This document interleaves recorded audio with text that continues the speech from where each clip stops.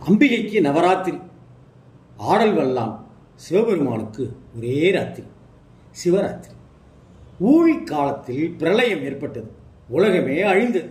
மீண்டும் இந்த உலகம் இயங்க வேண்டும். அன்னை பார்வதி தேவி இதற்காக கடும் விரதம் மேற்கொண்டாள், தவம் புரிந்தாள், சிவபெருமானுடைய இடபாகத்தை பெற்றாள். அந்த நாளே மகா சிவராத்திரி என்றும் ஒரு புராணம் விளக்கம் சொல்கிறது. பிரம்மாவும் மகாவிஷ்ணுவும் சிவபெருமானுடைய அடிமுடி தேடிய கதை, தேடி கிடைக்காத கதை தெரியும் தானே.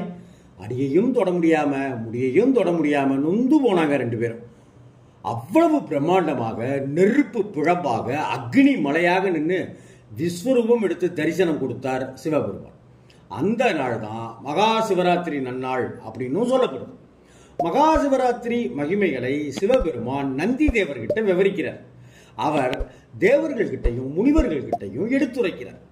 இதை அறிந்தவர்கள் சிவராத்திரி அன்னைக்கு விரதம் மேற்கொள்கிறார்கள். இன்னும் சொல்ல போனா மகா சிவராத்திரி நாளில் விரதம் மேற்கொள்ளாத தெய்வங்களே இல்லைன்னு விவரிக்குது புராணம். முருகப்பெருமான் மகா சிவராத்திரி அன்னைக்கு விரதம் இருந்திருக்கார், இந்திரன் விரதம் இருந்திருக்கார், சூரியன் விரதம் இருந்திருக்கார், சந்திரன் விரதம் இருக்காங்க, அக்னி குபேரன் எல்லாரும் விரதம் இருந்திருக்காங்க. அவ்வளவு ஏன் யமதர்மனே சிவபெருமானுடைய அருளை பெறுவதற்காக மகா சிவராத்திரி நாள்ல விரதம் மேற்கொண்டிருக்கார். மகா சிவராத்திரி நன்னாள்ல தான் மகாவிஷ்ணுவும் தவம் இருந்தார். சக்கராயுதத்தை தவம் இருந்து வரமாக பெற்றார். மகாலட்சுமியானவளை மனைவியாக அவர் அடைந்ததும் அப்பதான். சிவபெருமானை வேண்டி படைப்பு கடவுளான நம்மையெல்லாம் படைத்த பிரம்மாவும் தவம் புரிந்தார். சரஸ்வதி தேவியை துணைவியாக பெற்றார். ஆக மகா சிவராத்திரியில் நாம் விரதம் மேற்கொண்டு வழிபட்டால் தடைப்பட்டிருந்த கல்யாண யோகமெல்லாம் கைகூடி வரும் என்பது ஒரு ஐதீகம். இன்னொரு விஷயம், மரத்து மேல ஒரு குரங்கு நைட்டு மரத்தில் உட்காந்துருக்கு, கிளையில தூக்கம் வரல. அந்த தூக்கம் வராமல் அந்த மரத்தோட இலைகளை சும்மா பறித்து பறித்து பறித்து பறித்து கீழே போட்டுக்கிட்டே இருக்கு. அப்படி கீழே போடப்படுற அந்த இலைகளெல்லாம் வெறும் இலைகளே கிடையாது, வில்வ மரத்திலேருந்து வரக்கூடிய. ஆமாம், அந்த குரங்கு வில்வ மரத்தில் உட்காந்துது. அந்த இலை வில்வ இலை. அந்த குரங்கு வில்வ இலையில பறித்து பறித்து பறித்து பறித்து கீழே போட்டுக்கிட்டே இருக்கு.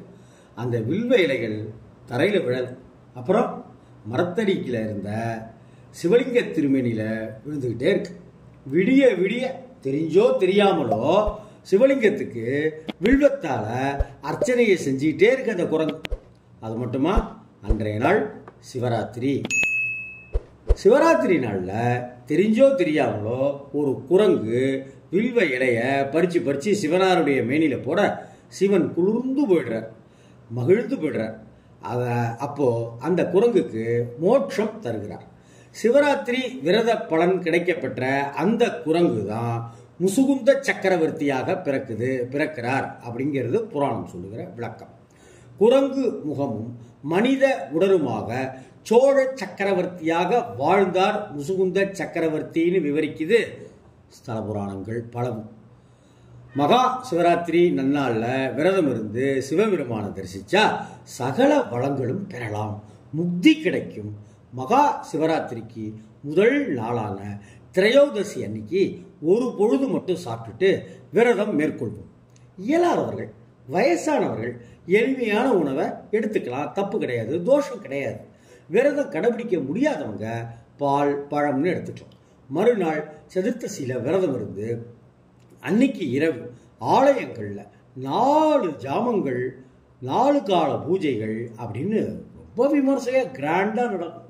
அந்த பூஜையை நாம் கண்ணார தரிசிப்பது, அந்த சிவராத்திரி வேளையில் 4 ஜாம பூஜைகள் நடக்கிற அந்த தருணத்தில் சிவன் கோவிலில் நாம் இருப்பதே புண்ணியம். அப்படி அல்லது வீட்டிலே இருந்துக்கிட்டு சிவபுராணம், சிவபாராயணம், ருத்ரங்கள் இதெல்லாம் நம்ம பாராயணம் செய்யலாம். முடிஞ்ச அளவுக்கு ஏழைகளுக்கு நம்மளால் ஆன அன்னதானம் செய்யலாம். ஒரு 10 பேருக்கோ 20 பேருக்கோ தயிர் சாத பொட்டலமோ அல்லது சர்க்கரை பொங்கலோ அல்லது சாம்பார் சாதமோ வழங்குவது மகா புண்ணியம். மகா சிவராத்திரி அன்னைக்கு விரதம் இருப்போம், சிவ தரிசனம் செய்வோம், தானங்கள் செய்வோம். சிவ கடாட்சம் பெறும். சிவனருள் கிடைக்கப் பெற்று ஆனந்தமாக வாழ்வோம். தென்னாடுடைய சிவனே போற்றி, எந்நாட்டவர்க்கும் இறைவா போற்றி. வருகிற வெள்ளிக்கிழமை மகா சிவராத்திரி என்பதை மறந்துடாதீங்க.